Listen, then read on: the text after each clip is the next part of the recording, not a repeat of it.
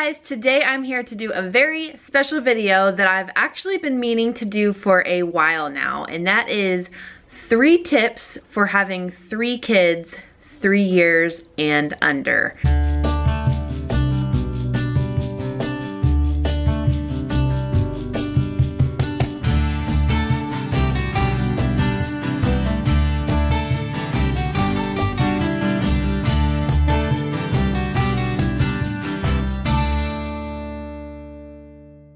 I know it sounds like a lot, both having a bunch of kids and that title. I have 3 kids, if you're not familiar with my channel. I have a 4-year-old daughter, Jane. I have a almost 2-year-old son, Jackson.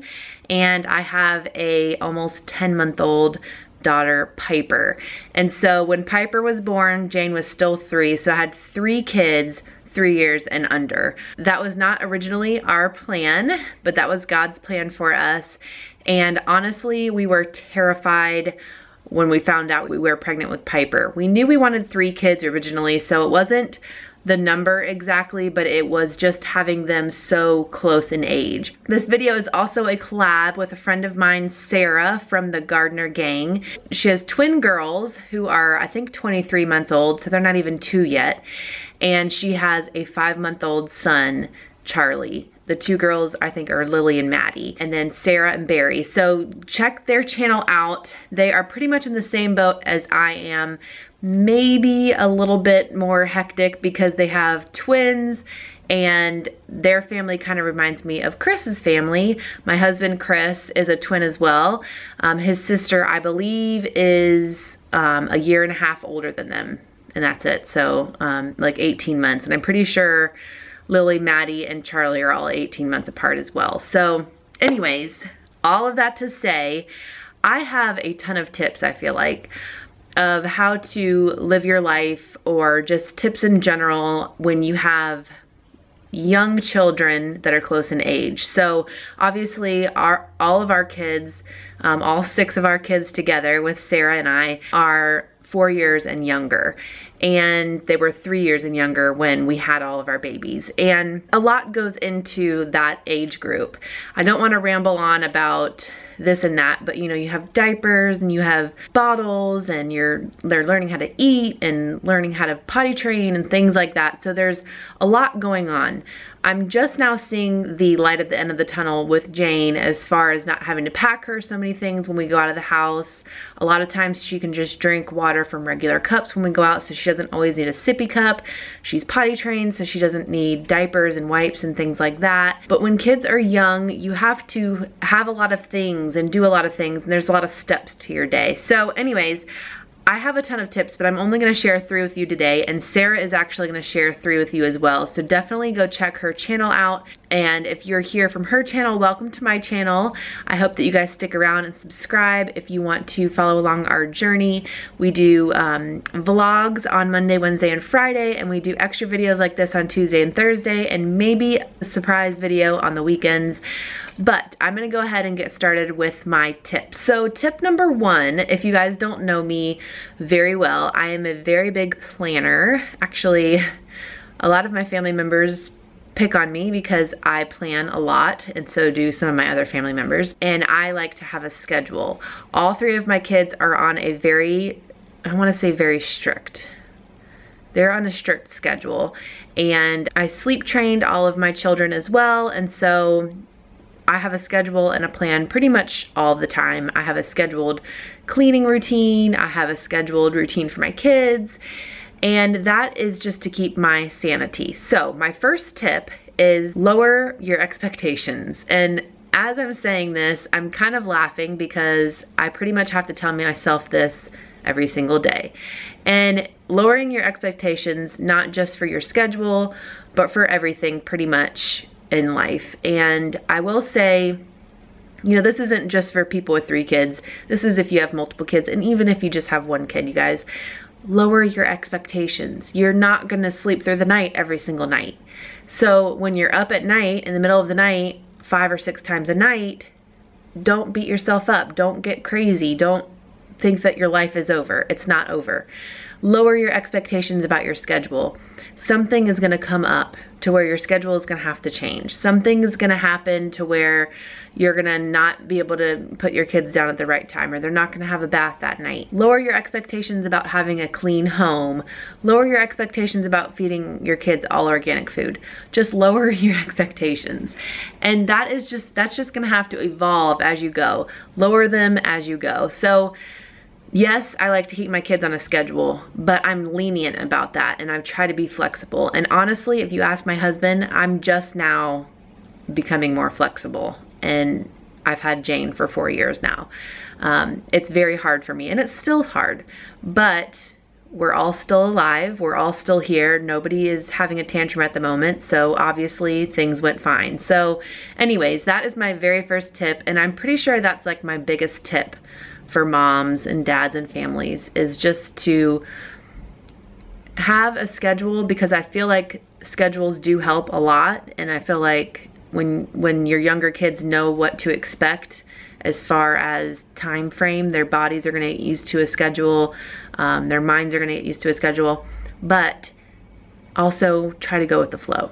So it's kind of a balance there. There's a balance. Number 2 tip is, and this was really hard for me to pick 3. Like I said, I have a lot, and so I feel like I wanted to pick the 3 most important. But number 2 tip is, it's gonna take you forever to get out of the house. And like I said, this is for little kids. We have 6 kids together, me and Sarah, and this is for when you have little kids. It's not gonna take you as long to get out of the house when they get a little bit older. But it takes me about an hour or more to get out of the house. Like, if I know we have to leave the house at 9:30, I better start getting ready to leave at 8:30. Not starting to get myself ready, but getting ready to leave. As far as packing our bag, we have to have sippy cups and snacks and diapers and wipes. And then somebody has a tantrum, and then somebody poops their pants right before we're trying to get out of the house. And then we have to put shoes on everybody, and everybody has to have their hair done and their outfits on. Jane is the only one that knows how to dress herself, and she sometimes needs help picking clothes out. Sometimes she needs help putting her shoes on. And then we have to put everybody in the car. Nobody knows how to strap themselves in. And so it's it takes a very long time. Do we need a stroller? Do we need toys? What do we need to take with us? It takes a long time, and you have to tell yourself that. So I am pretty much notorious for being late everywhere I go, and that is usually because I don't have myself ready. So I've been waking up early before the kids wake up, and I get myself totally ready. If I know I'm not going anywhere that day, I still might not put makeup on, but I put clothes on, I fix my hair, I drink my coffee, I'm ready for when my kids wake up. That helps a lot with my timing of getting out of the house. That way I just have to get the kids ready. And as you add more kids into your family, it takes longer and longer to get out of the house.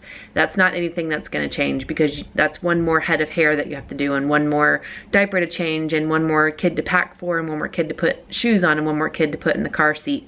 So as you have more kids, it takes a lot longer. Make sure you're giving yourself enough time to get out of the house. And my last tip, I feel like, is a little bit deep maybe, but it is stop comparing. Stop comparing yourself, mainly to social media. And being on YouTube is really, really hard.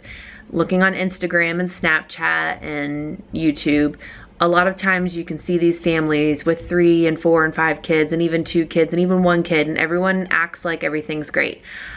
I will be the first to say, you know, a lot of people like to watch my videos. They always say in the comments how they like how I'm real, and I kind of give it how it is. For example, our Easter video when we were dyeing the Easter eggs. Honestly, I was about to have a heart attack because nobody was really doing it the way I thought they should be doing it. And honestly, I probably should have just let them dye the eggs how they want. So things like that. And I filmed that, I showed that. But a lot of times, especially like on my Instagram, I don't show my kids screaming and crying, and I don't show them throwing a fit, or I don't show them making a huge mess around the house. And nobody wants to take pictures of that and post it on Instagram, so it's not like people are giving a front or anything. But don't compare your life to the pictures on Instagram, because just because they have a smiling kid laying in the grass with flowers all over their self doesn't mean that that's what their life looks like 24/7. Maybe that kid had just thrown up everywhere and they didn't sleep at all that night, and then they had a tantrum after that and hit somebody. You know, you don't see the behind the scenes. And same with YouTube. A lot of times when there's crazy things happening, I don't think to even bring the camera out to film it. So don't compare yourself to others that you don't even know. Also, don't compare your children to each other. And I've had a really hard time with this, and I still do this, and I try not to. But obviously I had Jane first, and then when I had Jackson, I would compare even little things, compare their weight at what one weighed at 6 months and what the other one weighed at 6 months. Sometimes I do it just because I'm curious to see which child is bigger or whatever. But one walked at 10 months, Jackson walked at 10 months. Now I'm curious, when is Piper gonna walk? Is she gonna walk at 10 months? If she doesn't walk at 10 months, is that weird? What if she walks earlier than that? Stuff like that. And I'm constantly remembering or trying to remember who did what at what time, and comparing that way. And that can really put a strain on just raising your child and letting them be who they are. Also, don't compare your child to other children, not just on social media, but if you're at the playground and there's a child that's running around really fast and your child doesn't run as fast or something. I'll be the first to tell you that Jane is really tall for her age. She's in the 100th percentile. She's only 4. She's not even 4.5 yet. And 99% of the time, people ask me how old she is, and they're so surprised that she's only 4. They always tell me that they think she's 6. They don't even say 5. They're like, oh, I could have sworn she was 6 and like in the 1st grade or something like that. And so a lot of times when they see Jane and how tall she is, they just assume that she's older, and then just assume that she should be more mature, or assume that she should be doing this, or she should be reading, or she should be writing her name, or whatever it is. And so you can't compare your child to somebody else when you don't even know anything about that child. And that can really, look, there's River. That can really crowd your mind with things that you shouldn't be thinking about. Again, you should just listen and watch your own child and your own life. It doesn't even have to just be your kids. It can just be like what you guys do. This family has their kids staying up till 11 p.m., but your kids go to bed at 8 p.m. And don't compare that. Like, oh, should I be keeping my child up till 11? Or should I be putting them to bed at 7 because that family puts their kids to bed at 7? You do you, and you know what your children want and what your children need. The last thing I'm gonna say, and it's not really a tip, but I'm just gonna say that having 3 kids, 3 years and under, you are not gonna always have your stuff together. And I was gonna say a different word, but you're just not always gonna have your stuff together. Your makeup and your hair is not always gonna be done as a mom. Your house isn't gonna always be clean. Your kids aren't gonna always be behaving. Your kids aren't gonna always be friendly with each other, nice to each other. Your life isn't always gonna be perfect. But I will say that as scared as I was when I was pregnant with Piper about having 3 kids so close in age, I am loving it now. I think that it's just gonna keep getting better as they get older. They're already 3 best friends. They love playing with each other. Yes, they do argue, but they love playing with each other. And I just think it's gonna be so much fun having them close in age. It's just a difficult time right now because there's a lot to do when your kids are really little. So, as I always say, and as I've heard many times, this too shall pass. I don't want this time to fly by. I don't want to wish away this time, this hard time with having little kids. But I also, when I'm in the midst of having 3 kids just crying out of nowhere for no reason, or crazy mess somewhere, or being late all the time because I'm packing a diaper bag all the time, I tell myself this too shall pass. And I bet when my kids are 10, 11, and 13, I'll be wishing they were 10 months old, 2 years old, and 4 years old, because they're just cuter then, right? So anyways, they aren't little forever, so cherish the times when they are little. And I hope you guys got some good tips from this. If you like this video, give it a thumbs up. Like I said, I have so many more tips, and I feel like I just rambled on a bunch of stuff, so I hope that you guys understood what I was saying. I hope I wasn't sounding too negative or anything like that. I love my life. I love my little kids. I love the ages that they are. I wouldn't change it for anything. But don't forget to check out Sarah's video and also her channel, the Gardner Gang. I will leave all the links down below and also maybe in a card as well. Thank you so much for watching, and we'll see you guys in my next video. Bye.